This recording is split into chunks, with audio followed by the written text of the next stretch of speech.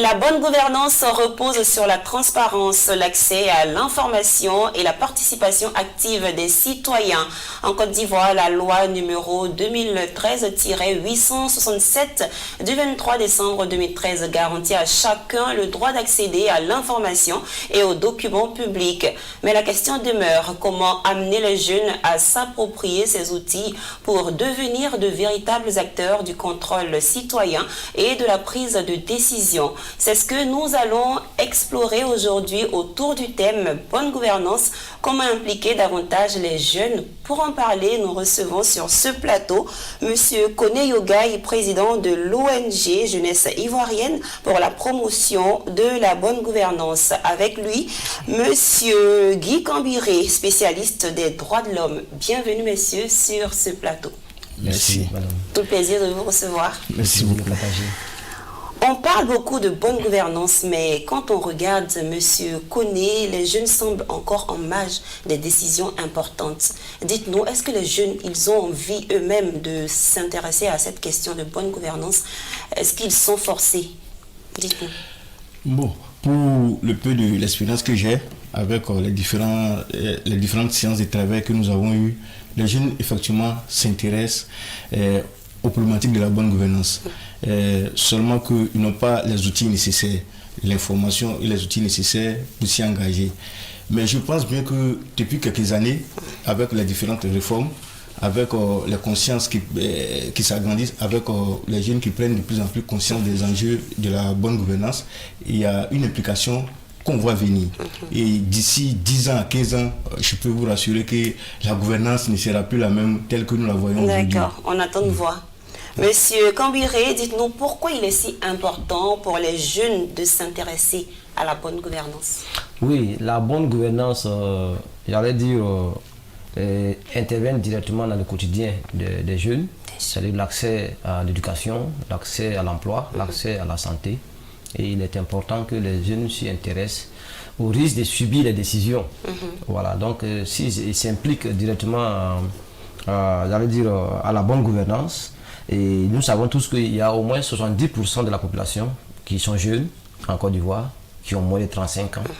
Donc il est important qu'ils s'impliquent pour que les décisions soient prises en leur faveur.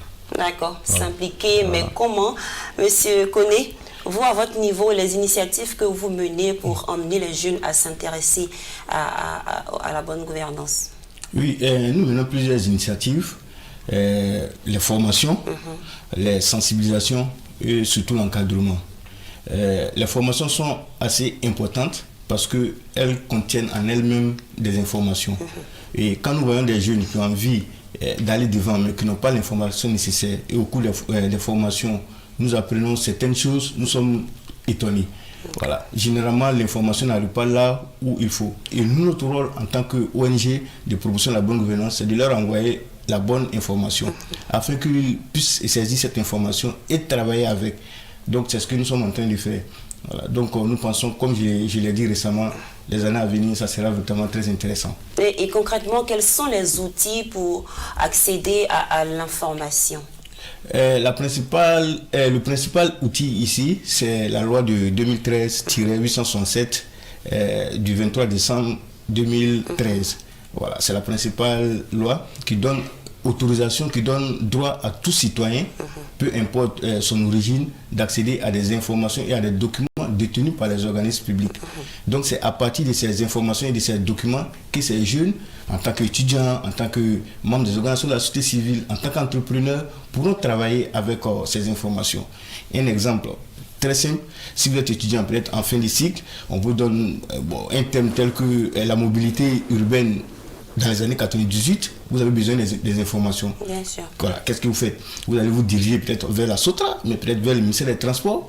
Mais comment est-ce que vous allez obtenir ces informations-là? C'est justement en ce moment-là que la loi de 2013 intervient et c'est très intéressant. Eh bien, la loi, comme vous le disiez, numéro 2013-867 garantit l'accès à l'information. Mais réellement, est-ce que cette loi est appliquée en Côte d'Ivoire?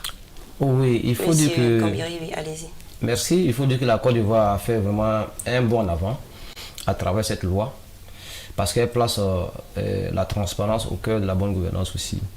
Mais son application reste encore incomplète sur 2 points. Il y a des limites. Voilà, il y a des limites sur 2 points. Parce que la première limite, c'est qu'il y a la majeure partie des jeunes qui ignorent encore cette loi. Voilà, donc il faudra dans ce cas faire un peu plus de sensibilisation. Et cette loi aussi a aussi une limite en ce que certains organismes ne